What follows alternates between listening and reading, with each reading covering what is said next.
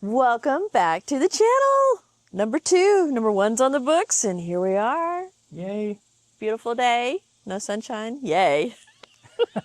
And no rain. It's perfect. No rain. So number 2, we thought we'd do a show about the CFMOTO. We've had a lot of questions about it, and we'd like to provide maybe some answers. And some feedback. And some feedback. Things we like, don't like, what we've learned having it. Yeah, we got 3 of them at this point. Look, they're so cute, the little Pappios. Anyway, our main guest today is the CFMOTO Ibex 450. And that is a companion bike for Bunny's Ducati Scrambler. Scrambler. Yeah. And we've gotten a lot of questions about why we bought it and why going with a Chinese bike. And I guess disclaimer initially first that this is not political at all. We don't condone or support the Chinese party. No. It just happened to be, this bike just happened to be made by a Chinese company. And yeah, I mean, they're making what we think, spoiler alert, actually a fairly decent product. Believe it or not, yeah. Have learned a lot during the past 10, 15 years. And it's worth giving it a shot. But let's just dive right into it. So what did we cross-shop initially? So we were looking for a companion bike for the Ducati Scrambler, which was basically supposed to be a light ADV bike that can do a little bit of touring, a little bit of ADV, a little bit of daily duty. We live around a lot of gravel roads. Yes. So we wanted something that was comfortable to go out and just explore. Right. Have some fun. So what did we cross-shop? We did cross-shop Another Scrambler. Another Ducati Scrambler. We thought about it. We thought about the Ducati Mono. The Mono. It's a fun bike. We thought about the Royal Enfield Himalayan that came out. We looked at the Triumph Scrambler. Did we look The at another 400? Ducati too? Well, we looked at the Ducati Mono and the Scrambler. And the Scrambler. I These are thought the there was two. one more we talked about. That's it. A That's two. Supermoto. That is the Mono. Oh, that is the Mono. Okay. See. I'm in my Ducati realm. And then last but not least, we also looked at the Yamaha. I forget its name. It's the one with the big fat balloon tires. But just to go real quick for the list here, the Triumph Scrambler we ruled out because it was too tall for Bunny, and that was the other yeah. requirement. We wanted a bike that we both can use. We're hopeful. Yeah. Not all of the bikes in the barn we can both ride. I can't get on the Guzzi yet. But so we ruled the Triumph out because it was just too tall for you. The Ducatis, honestly, they were just too expensive for what they were. A lot of money. The Desmo service is super expensive. I'm a huge fan of the Ducatis that we have, the V2 and the Scrambler. A great bike. I mean, it was so well built. Just a joy to ride. The maintenance and the tires, you can't just put regular tires. That's probably something for another Yeah. video. It's like But anyway, Ducati was just a little bit above what we wanted to spend.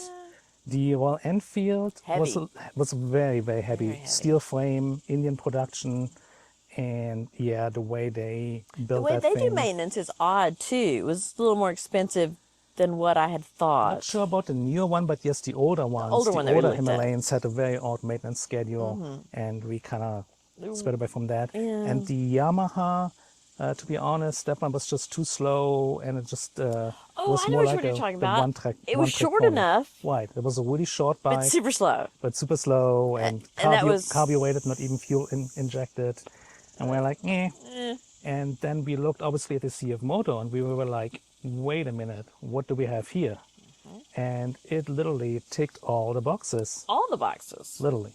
More than all the boxes. Even boxes we didn't know we needed ticked. What? So if you look at the price versus feature, this bike, the base price, was $6,500. Once again, we're not including taxes, title, and license. We're going to leave that out because depending on where you are, your mileage different for everybody. will vary. Yeah. And so the MSRP is $6,500, and that's what we're going off. And for what you get for your money is actually a lot. It's a lot. And the only add-ons we put on here at this point is we put the Yoshimura pipe on. to make it sound better, we put these crash bars on up front for a little bit extra protection. True. And it has a top bag set up. That is the rig top bag that we use on the Moto Guzzi, that we use on the Scrambler. It is easy transferable, and that is a solution that we personally like a lot. It's expandable and it's easy to The little put on. water bottle or gas bottle, either one. Yeah. But so that was the base price. Yes, Oh no, we took it back off. we took it back off. I'll talk about that in a Yeah, second. we'll talk about that in just a second. But anyway, so that is the basic setup. So what do you get for the $6,500? You get, first of all, a lowering kit built into the bike. And the way we set up this bike, the way you see it right now is it has the tall seat on. That is for me. But we actually lowered the bike. We used the lowering kit that's built into the bike.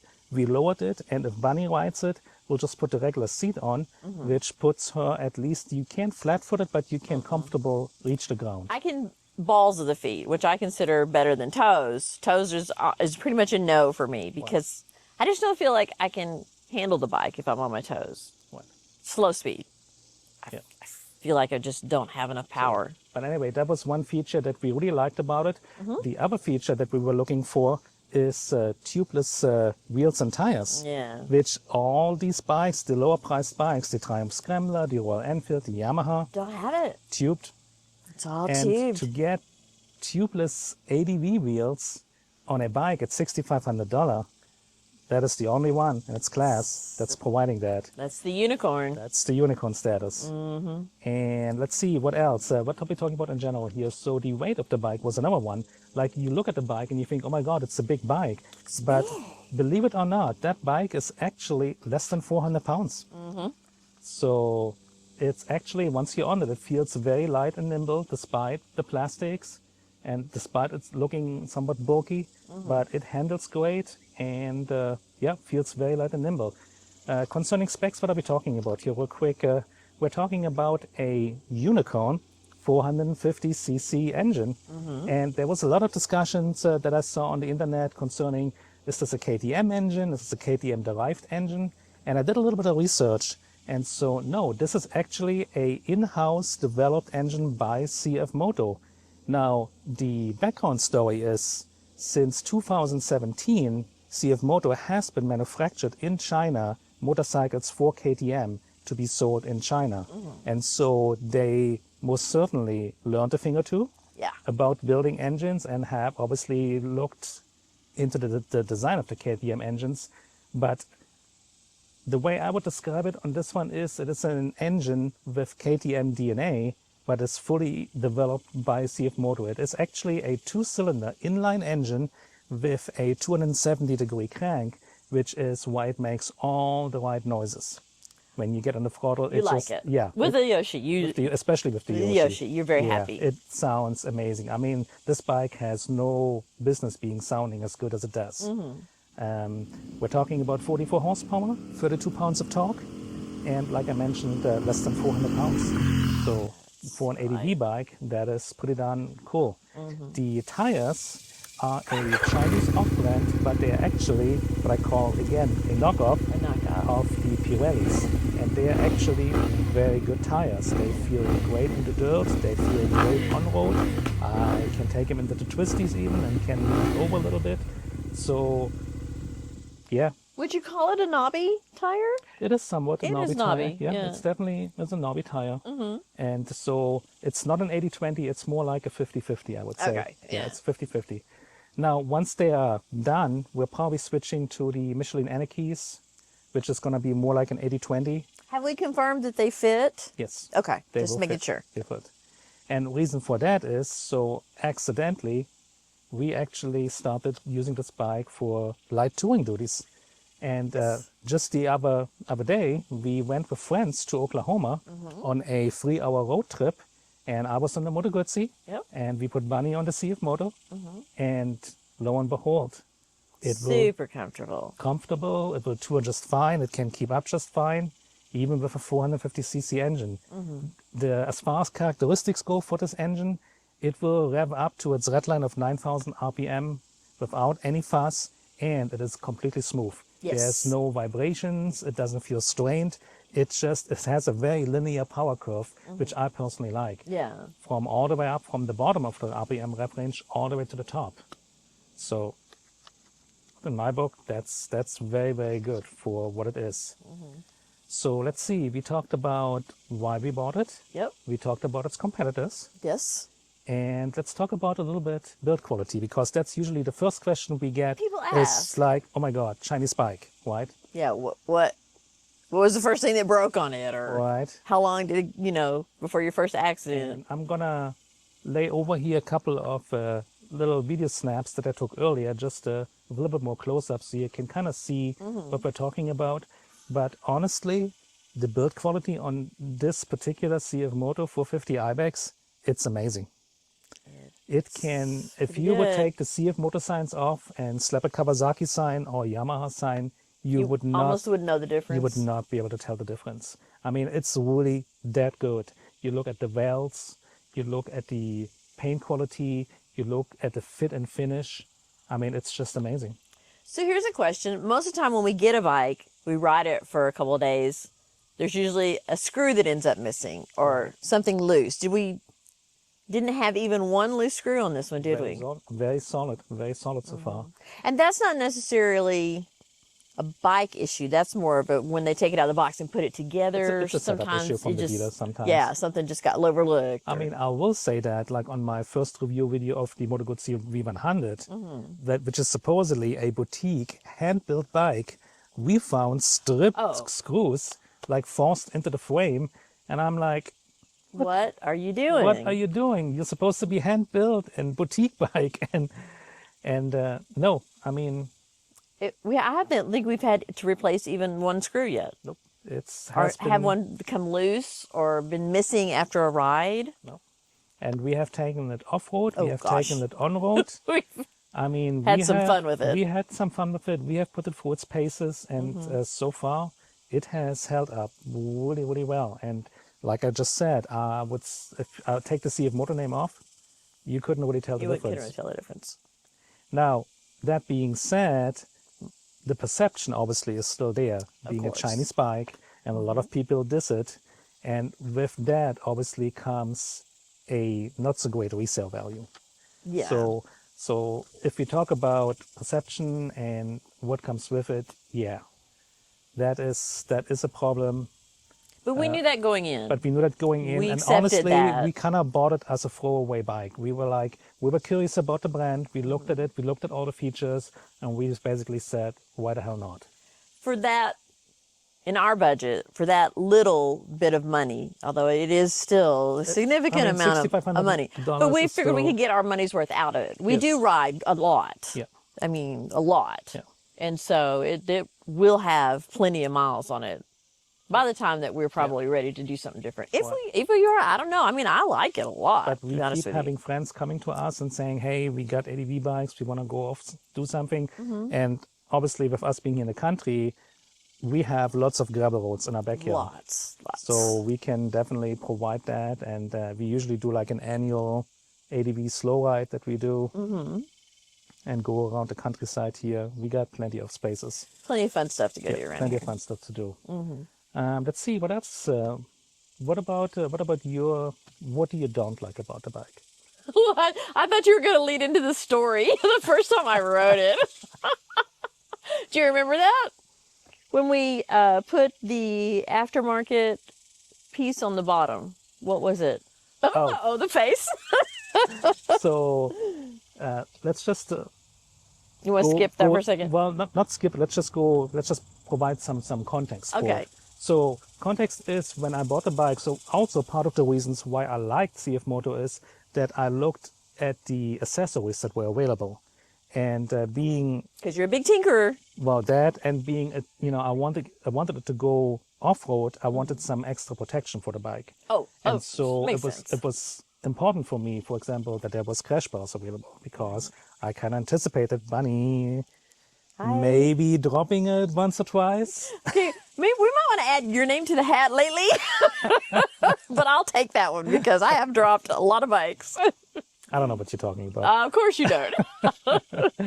So, but anyway, so CFMOTO actually offers from the factory quite a few accessories to enhance the bike further, from the tall seat, from crash bars, uppers and lowers, from a heavy-duty bash plate, which leads us that's what it was now called. Okay. into the little story here. So So you put the bash plate on. we actually did buy the heavy-duty bash plate, and we put it on, Yep. and it is very sturdy. I love the way it looked. It looks great, but it does not have many openings for whatever you collect in there to get out of there. It's built to collect the rocks, right? And But there's no way for them to come back out, technically. yeah, there You is have to not dump really it many eventually? openings. Well, the rocks are probably, with the vibrations of the Would engine, vibrate on probably out. make their way out of it. Okay. But what we have here in the countryside is we have a lot of, what do you call it? I wouldn't call it brush, but... I don't know, Debris. Debris, Like yeah. tumbleweeds. Tumbleweed and grass. all and sorts of stuff that debris. rolls And across the road. so, point in case, we were finishing a ride, and we went through a little bit of that stuff, and the bash plate collected it, which is a good thing. Which is a good thing, but it didn't eject it. and it gets very warm down there. I'd like to warn you And obviously, you have the guys. catalytic converter down there, and you got the header pipes down there. And So we get home, and I'm like, what is that smell? Mario goes, what is that smoke? The grass had caught fire there, so there was a quick trip to the hose in the front yard.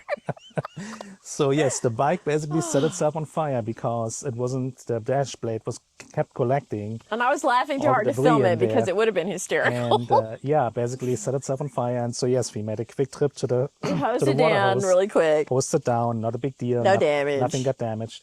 But we took a closer look at the design of that particular bash plate, and we decided it's not For here and for here. us. If I would be going to Colorado and go Put that puppy right back put on. that puppy right back on.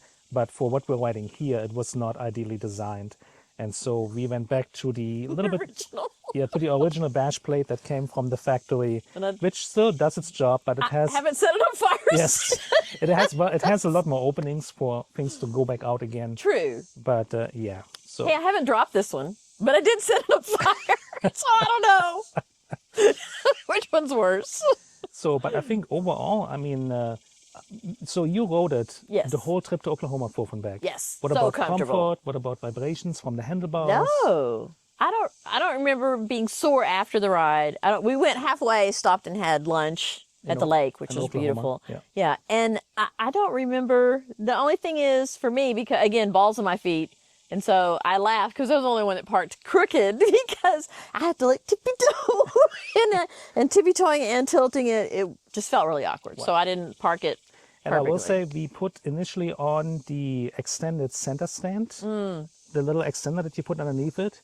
But Oh, because we lowered it, we took it off again. because it makes it stand up almost straight when it's sitting there. And I always felt like, is it going to fall over? Yeah. Am I going to, if I bump it? And so that's the second piece of gear that we bought initially forward, took back but we off. ended up taking it off because we But lowered the you bike. could probably use it. Well, if No, because it's still lowered. It's still lowered. It's still lowered. I keep thinking it's just the seat, but it's also the whole bike got lowered. the whole bike. We lowered to it. the ground, and because We of did it that- before we even brought it home, didn't we? Yeah, we don't. So because of that, now the factory stand, the way it comes, it's actually perfect. It's now. actually perfect. Yeah. I still feel like it stands up a little bit more, but it's just compared to some of our other bikes. Yeah. I think is that just like an ADV thing? They do kind of stand up a little bit more upright versus Well, a lean. they're usually pretty tall, yes. And, Okay. and that makes sense, if you don't lower it. But because we did lower it, Mm-hmm. it has become a non-issue. Okay.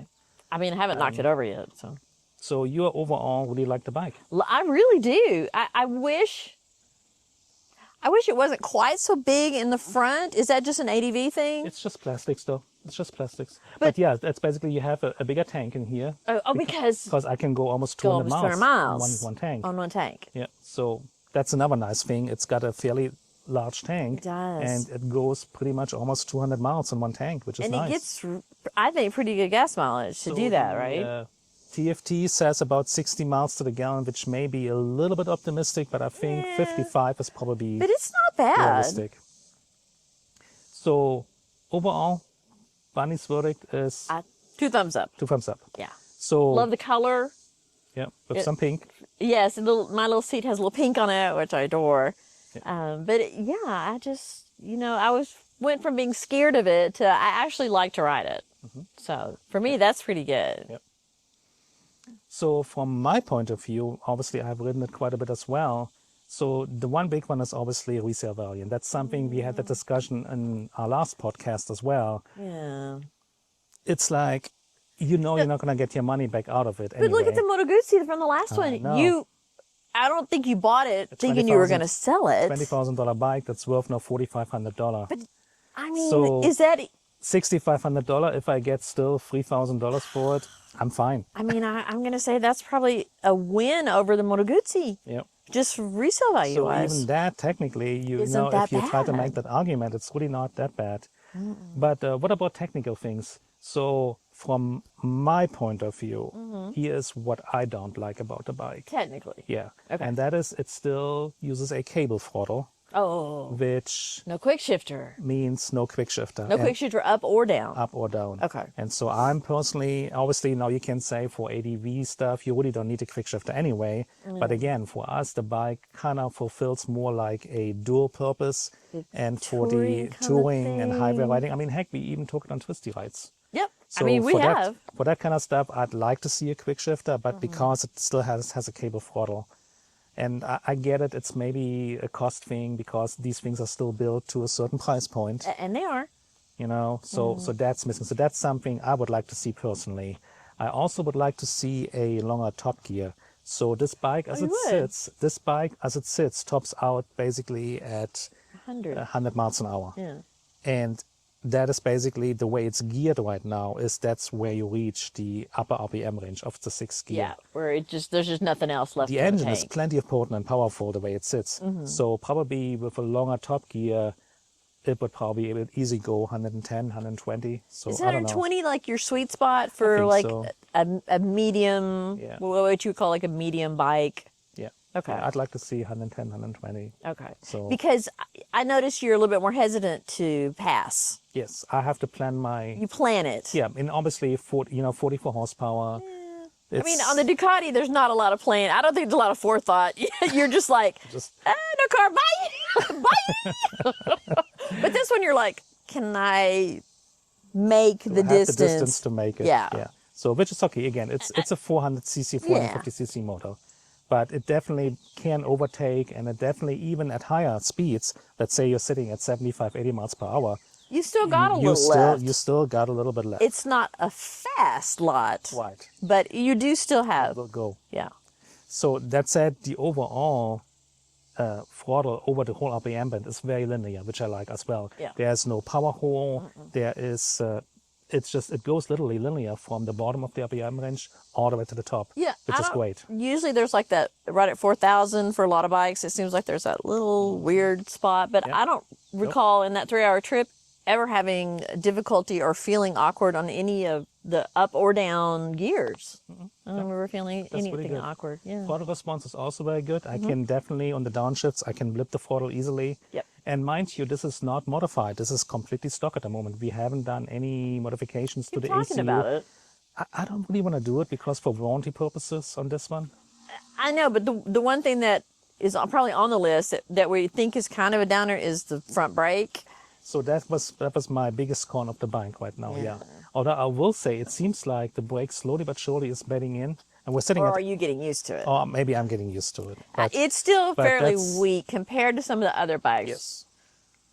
It's basically using a off-brand Brembo brand with a Chinese Moinka, and so yeah, I don't know. And we could upgrade it. We And talked could about upgrade it. We could technically upgrade it. It's to still on the different, table. Different brake pads, different master cylinders. So that's technically an option. But honestly, at this point, like you said, I may have to actually get used to it. And in everyday riding, it's fine. Yeah. It's just when you go more spirited and when you want to. But then, in theory, on an adventure bike, you're supposed to be using the rear brake in conjunction with the front brake. If you are in that kind of environment, yes. We, as street bike riders, we don't. And I will say the rear brake on this bike Is good. It's fantastic. It's fantastic. Yeah. yeah, that is kind of interesting that the rear brake is really good and the front brake is not as great. But again, if you see it in the context that Bunny just mentioned, when you are basically If you're in sand in the sand or or you're the in rocks loose gravel, or loose gravel, you do not want to grab a big old bunch of front brake. You don't. Nope. You just don't. Yeah. And so, is it built that way? I mean, did they think to themselves, "Hey, man, we'll make the Possible. I'm back not sure. brake a little more responsive and the front's a Probably little like question for the engineers at yeah, CFMOTO. yeah." Did you But, think to yourself, "Oh, wow, I really don't want somebody to get in trouble"? What? You know, So- I don't know. But yeah, so that's really all the cons I have. That's it. That is it. That is it. I mean, overall, you know, Yeah, you didn't. I don't think before we bought it, we didn't know about the app that comes with the CFMOTOs. yes. So that's something good thing that you actually mentioned that. Mm-hmm. So again, manufacturers like Kawasaki, like Yamaha, like Suzuki, They should know about this. it's like this bike actually comes with an app Mm-hmm. and it has actually a built-in GPS tracker which you can use as a theft deterrent. So if the bike gets stolen, there is no little There's air, nothing air for them to tag find that, and pull that can off be the bike. found. They take the bike and I know it's stolen. All I have to do is pull out my app and say, "Where's my bike?" and it will It'll find show it. it to you. So And it has a lot of other data too. Does it have your fuel economy and yeah, it basically speeds records and your ride. records your ride? I mean, it has a lot of really interesting things. Yeah. Now, does it keep up with? I haven't looked in it. Has it keep up with maintenance schedules, or does it tell you if something is off about the No, I don't think bike? so. Or That's actually something I like. That basically I can still do my own maintenance on it. I can go to the dealer. I can we did our buy- first oil change. Yeah, we just did the first service on it, and I can just go to the dealer, say, "Hey, give me a service kit." They will sell you the service kit. Now, CFMOTO will extend your warranty, I believe, by another year if you let the dealer take care of the maintenance. But that is probably just an incentive for you to bring it to the For you to dealer. bring it into the dealer. But in my case, I like to do my own maintenance, and if I can. Right. And on this one, it's easy enough. You know, you basically do the oil change, you check all the bolts over, you make sure that the chain the has the right chain. tension. But overall, yeah, we did our own first service and we paid like 50, 60 bucks for the first service kit. Service kit. So easy Yeah. peasy. So we'd like to have a word with you later, Ducati. It's another podcast. Yeah, that's another podcast. So yeah, overall, from our point of view, again, yes, it's a Chinese bike, and yes, it Yes. has that stigma. It does. But I will say this: if you look at Hyundai, we're talking about cars now, right? Mm-hmm. When Hyundai came over here, they started out as a throwaway brand, and nobody thought anything of it. And look where they are today. Well, remember they came out with that very long 100,000 mile 6-year I warranty? think 100,000 mile, yeah, warranty. 8 year or or 6 year, year 8 year. to try and combat that. Right. But then they moved kind of past that and they've become a decent, I want to say at least a decent, we've had Hyundais before and not had any trouble with them, really. Nope, very good Cosmetic. cars. A couple And- little cosmetic things, but that's not anything But we I can mean, talk look about. at the last EV we had, the Ioniq, for example. That thing That was was a car of the year. Car of the Year 2 times in a row, World Car of the Year. World car of the year. So, and I guess They've what come a long way. what I'm getting here is so these Just because something started out Chinese a or way. let's just call them Asian brands. These Asian brands, because Hyundai is a South Korean brand, True, right? yeah. So these Asian brands, obviously, yeah, you can say they copied, but sometimes, you know, if you copy, it's the nicest form of flattery. And I will say this, and I will really give them credit for this, is if you look at the ADV community, for years, the ADV community has been asking, because if you look at the main manufacturers like Yamaha, Kawasaki, KTM, Suzuki, the bikes have gotten bigger and bigger because so much bigger. bigger is more expensive and the profit margins are higher. And for years, the ADV community Has said, has been asking "Please for stop doing that." for a smaller, capable ADV bike in that 400 to 500 cc Range. And guess who answered the call? CFMOTO. CFMOTO basically, and that is, you know, for a lot of people, this is what is considered the unicorn bike, right? Yes. So Beautiful TFT display. yeah, beautiful TFT display, rivals BMW. I mean, so An easy place to put the quad lock. yeah, an adjustable windshield, manual but still adjustable windshield. And this one even has the charger for the phone already Yep. wired in, ready the to go. I mean, It is very, very feature laden. they thought of a lot of things. But not only that, that's obviously how you get people to pay attention to the bike, but just the fact that they designed and manufactured a bike that is that unicorn bike in that 400 to 500 cc class. And I will say this now, like I just said, sometimes, we said, obviously you can say they copied and learned from the European brands, but guess who is now suddenly, after CFMOTO had huge success with this bike. So a little backstory here, this bike was actually launched 2 years ago in Europe as the MT450.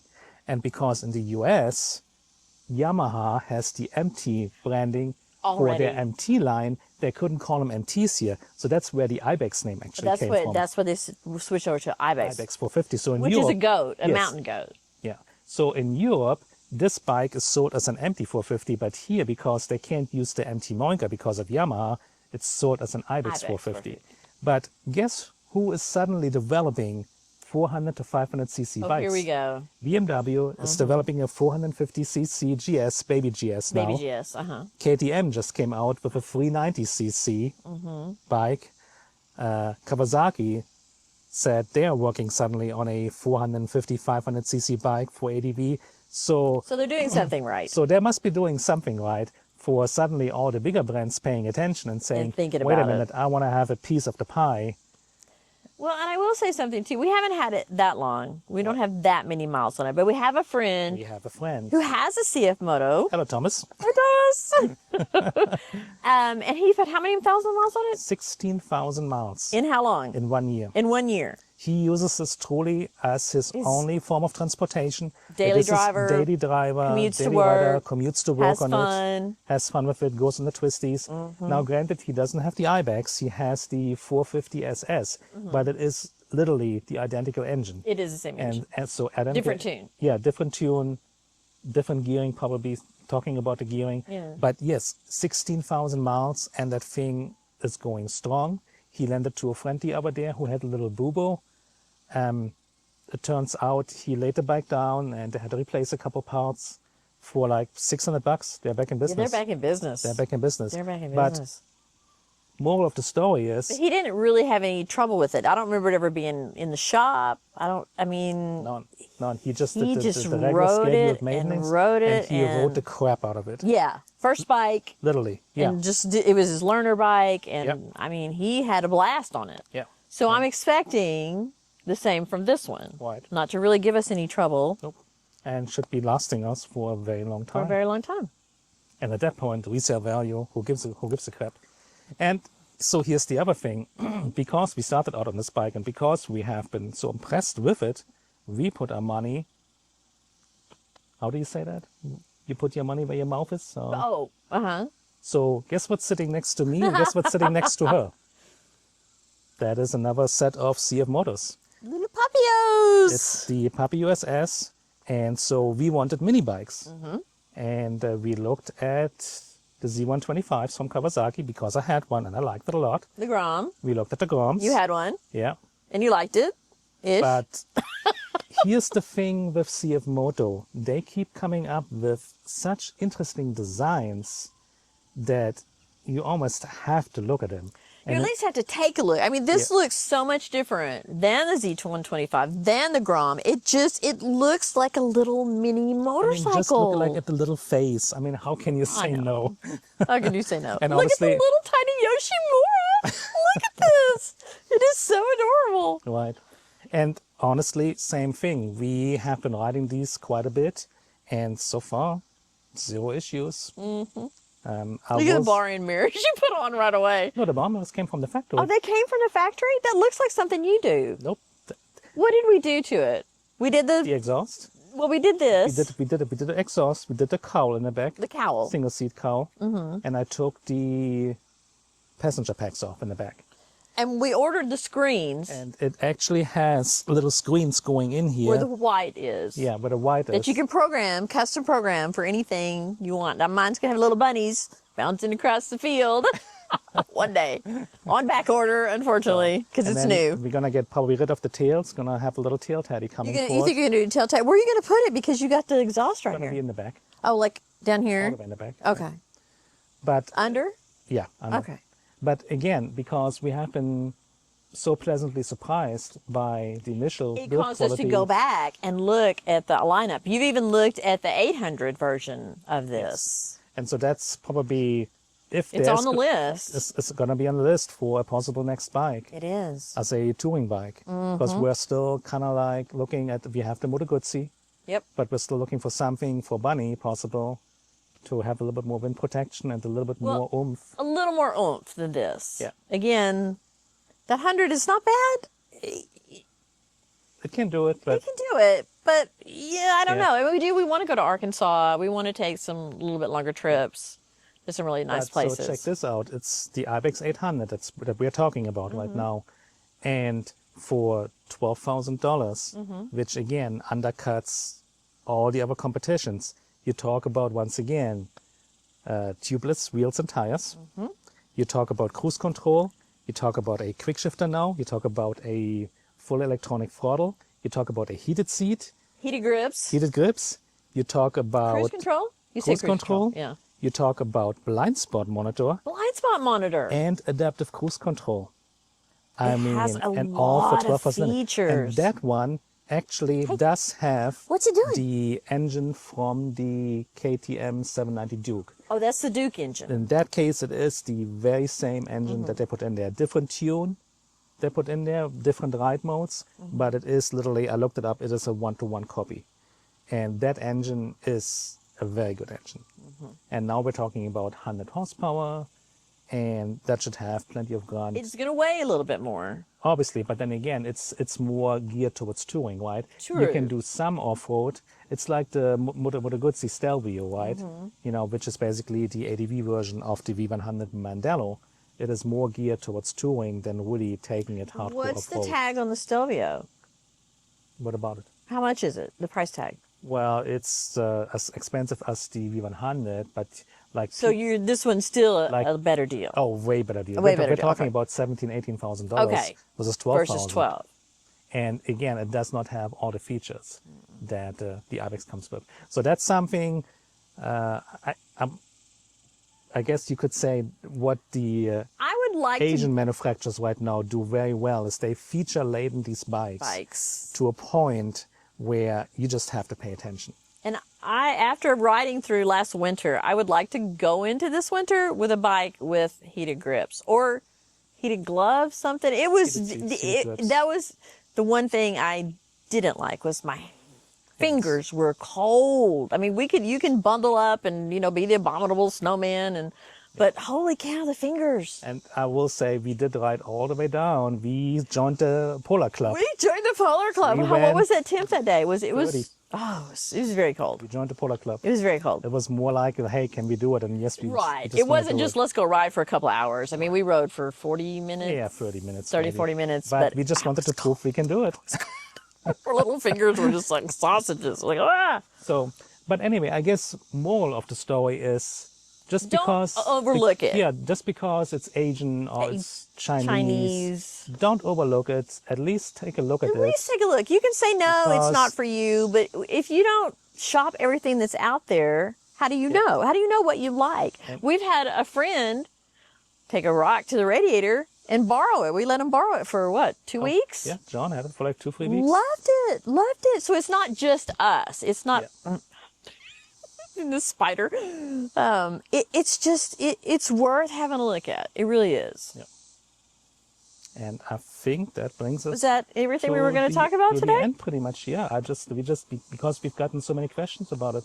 You know, when we stopped the other day for gas, somebody was about like, what bike is that? So it does people do look, we get questions about it. And a lot of people, even when they find out it's a CFMOTO, they're like, how do you like it? And have you had any trouble? And just all kinds of questions. So it's definitely a nice bike. Yeah. And I love the color. Yeah, great color choices. Yeah, they have this color scheme, and then they have it in like a grayish color Like scheme. a gray. But this one kind of spoke more to us. But in any case, I think that will do it for today. Thanks for watching number 2. Please like and subscribe. Hang with us. Number 3's in the works. Yes, it is in We're the having a works. lot of fun doing this. And we're also talking about possible bringing some guests on. We Once talked to a can- guest this weekend who would like to come on, Yep. talk about a few things. So If you guys have anything that you guys would like us to talk about, let us know in the comments below. Yes. But we do have a barn full of bikes, but eventually. yeah. In any case, as always, ride safe out there. Be careful. Wear your gear. Check your tire pressure. Check your tire And your pressure. chain. Motor Mischiefs Out. out.